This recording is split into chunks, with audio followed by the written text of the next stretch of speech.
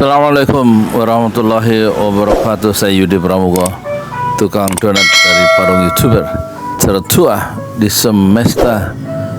Tidak jadinya Presiden Jokowi pindah kantor ke IKN bulan Juni, dan tampaknya juga tidak jadi upacara 17 Agustus IKN, itu semakin membuat Jokowi berada di ujung tanduk ya, dan kembali menjadi olok-olok ya, warga net ya, di media sosial ya.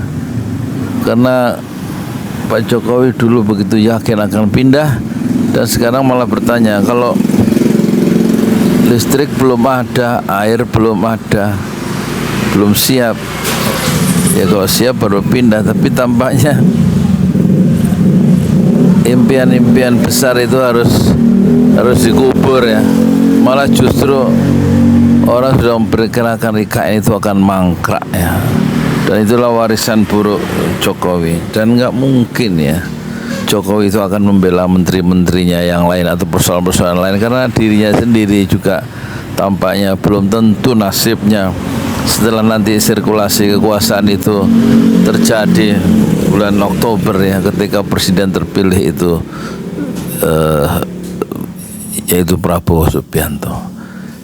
Jadi tidak mungkin juga dia akan membela SIL ya, yang dituntut jaksa itu 12 tahun penjara oleh jaksa.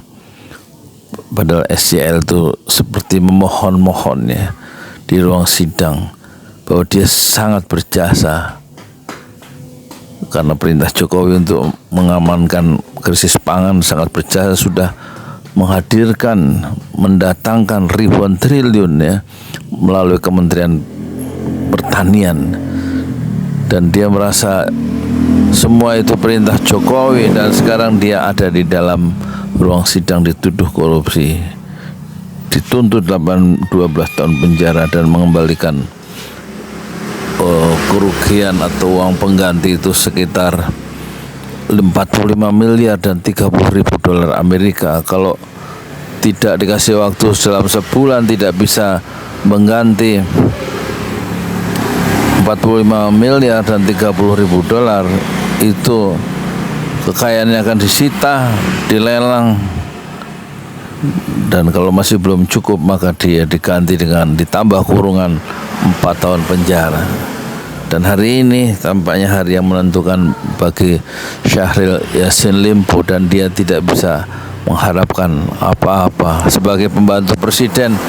Presiden tidak bisa diharapkan untuk meringankan atau melakukan intervensi. Kekeliruan kebijakan ya, baik yang dilakukan oleh presiden maupun oleh menterinya sekarang harus ditanggung sendiri dengan penuh derita oleh SCL. Dan Jokowi tidak mungkin bisa diharapkan. Bergantung itu memang hanya kepada Allah dalam kehidupan. Kalau bergantung atau bersandar pada penguasa, maka ketika penguasa atau sandarannya itu goyah, maka kita pun akan goyah. Tapi kalau sandarannya Allah, maka meskipun seluruh penguasa tumbang, kita akan tetap tegak berdiri dengan kematangan dan juga dengan berdiri dengan cara yang penuh kewibawaan, karena memang sandaran kita adalah bukan sandaran yang palsu. Tampaknya nasib akan dialami oleh Jokowi yang bersandar pada oligarki, mungkin begitu, bersandar pada kekuasaan, bersandar pada pendukung-pendukungnya, tapi semua itu akan berakhir.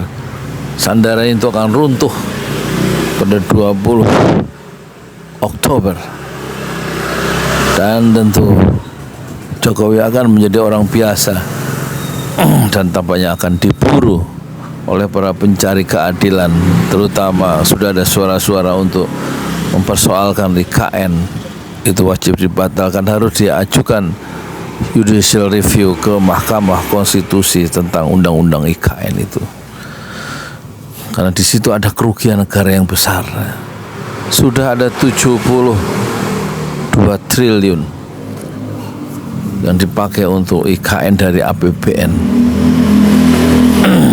Dan kesulitan itu nanti akan menjerat atau mengepung Jokowi dan orang-orang yang dulu sangat memuja Jokowi.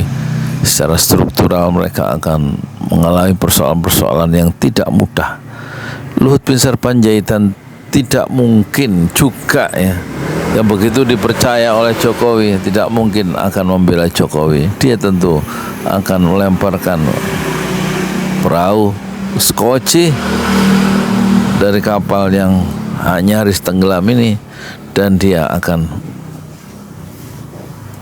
naik ke skoci kapal penyelamat untuk menyelamatkan diri sendiri, dan tidak mungkin dia akan membela sampai mati, sampai tuntas kepada atasannya yang kini tampaknya berada di ujung tanduk. Kekuasaan selalu pasti berakhir, dan orang kadang-kadang lupa bahwa setiap permulaan selalu ada akhirnya. Setiap kekuasaan selalu berakhir, mungkin berakhir bahagia atau berakhir dengan penuh derita. Kita tidak tahu bagaimana masa depan Jokowi. Yang jelas dia ke sana kemari sedang mencoba untuk memikirkan masa depannya sendiri, nasibnya sendiri, dan dia tidak memikirkan nasib saya sebagai seorang tukang bubur ayam di tepi jalan desa Pamekarsari. Rakyat selalu dijadikan basis untuk diskusi, basis untuk obrolan oleh kekuasaan, tetapi tidak sungguh-sungguh untuk dinaikkan derajatnya, untuk dicarikan pekerjaan bagi yang memang rakyat susah mencari pekerjaan. Rakyat selalu dijadikan basis untuk pejabat-pejabat, untuk tokoh-tokoh, oleh tokoh-tokoh politik, untuk mereka naik mencapai tangga popularitas, tangga kekuasaan, dan setelah dia berada di puncak, maka tangga itu, rakyat itu dia tinggalkan. Assalamualaikum warahmatullahi wabarakatuh.